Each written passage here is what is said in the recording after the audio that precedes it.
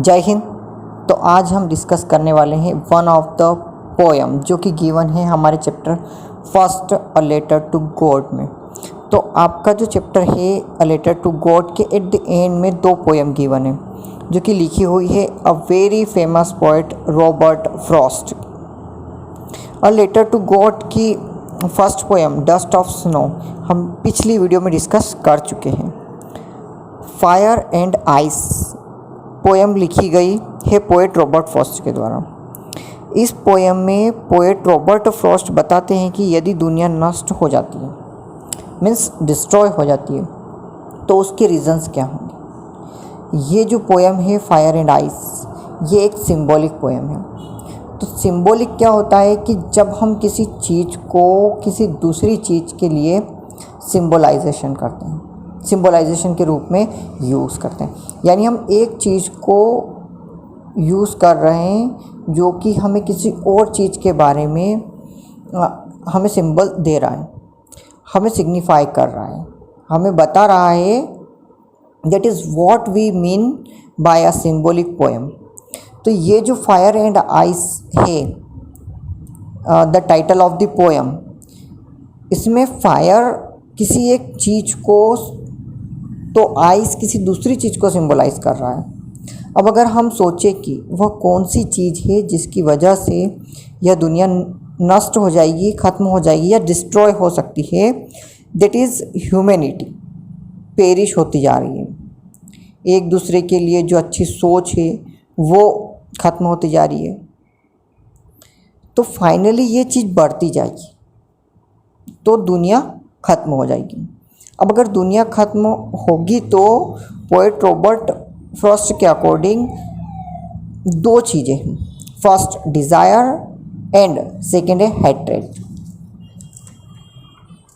अब desire means जब हमारा मन हो कि ये भी हमारा हो वो भी हमारा हो, मीन्स जब हमारे अंदर फायर यानी आग हो किसी चीज़ के लिए।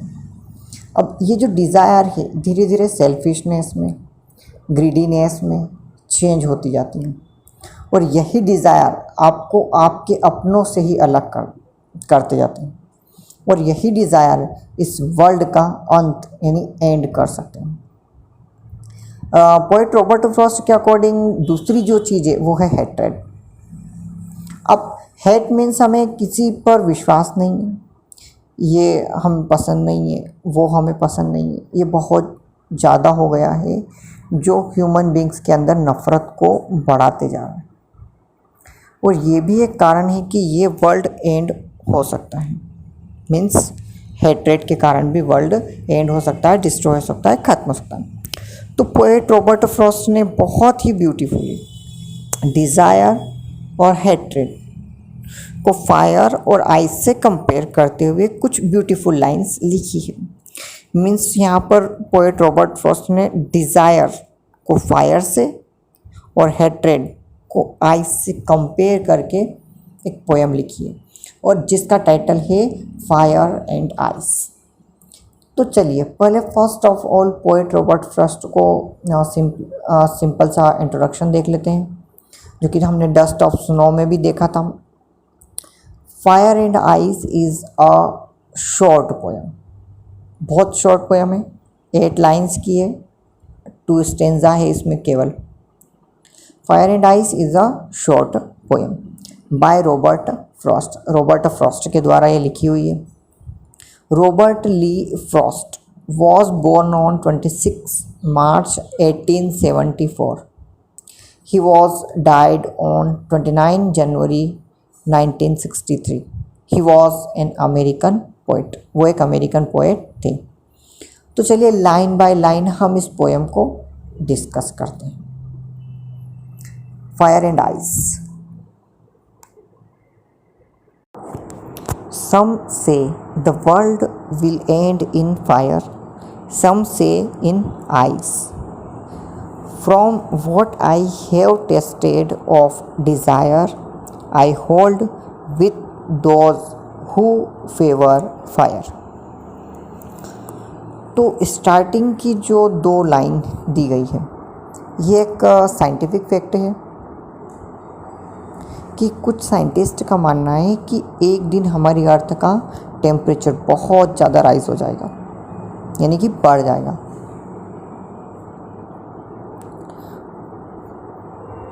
पूरा जो वर्ल्ड है वो फायर हीट यानी हीट से जल जाएगा।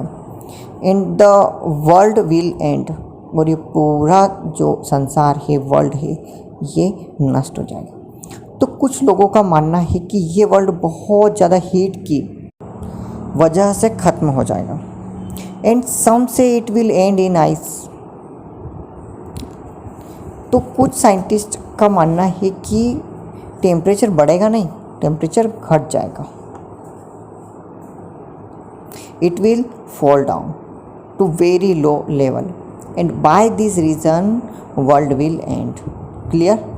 तो कुछ लोगों का मानना है, यानी कुछ साइंटिस्ट का मानना है कि हमारी अर्थ का टेम्परेचर बहुत ज़्यादा राइज हो जाएगा, जिससे हमारी अर्थ डिस्ट्रॉय हो जाएगी, नष्ट हो जाएगी। और कुछ साइंटिस्ट का मानना है कि बहुत ज़्यादा लो हो जाएगा टेम्परेचर, जिससे हमारा रह पाना मुश्किल होगा, तो वर्ल्ड एंड हो जाएगा।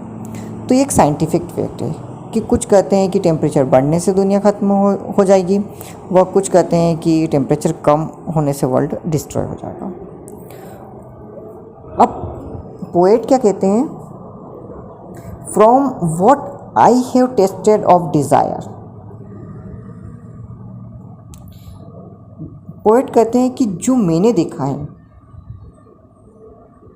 जो मैंने महसूस किया है, अगर मुझे बात करनी हो डिज़ायर की, विश की, तो मैंने जो देखा है लोगों की डिज़ायर को, विश को, तो मैंने पाया है कि I hold with those who favour fire.